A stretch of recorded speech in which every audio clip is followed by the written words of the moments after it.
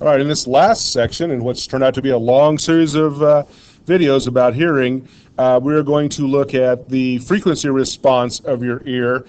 We all have our own way of perceiving sound because of the way our ears are structured, the shape of them, the size of them, the way the interior workings all are arranged, and the way our brain interprets everything. So if you will go play the frequency response of the ear, which was a audio file that I shared with you on the on Classroom.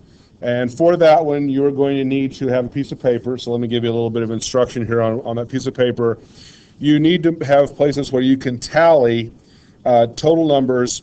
I would do columns like of 125, label them 125, 250, 500, 1,000, 2,000, 4,000, and 8,000, because what's going to happen here in this frequency response is they're going to play a tone 10 times, each one getting progressively softer, and what you're going to do is write down how many of those 10 you can hear, and they do it twice, and so they'll do 125 hertz 10 times, do it again, then do 250 10 times, do it again, and you just write down how many of them you hear for each of those different frequencies. So this is just going to be for your own edification to hear where your frequency responses are the best. So pause now and go ahead and do frequency response of the ear.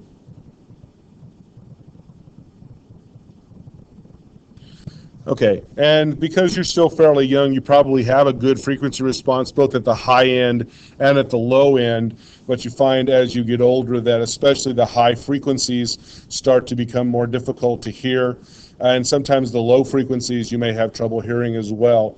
And so to get a little bit of an idea, at least of the high end, I shared this address, this web address with you, and you can go to this and test out how high a frequency you can hear.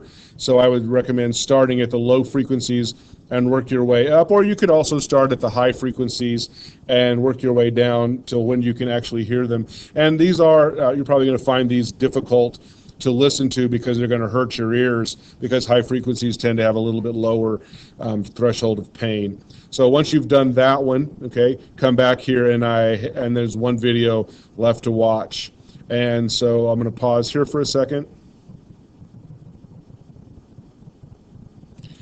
Okay, and so this last video, this one illustrates what it's like to have hearing loss using a cartoon. So watch this last video to get an idea of hearing loss, and we're finally reached the end of a series of videos on hearing.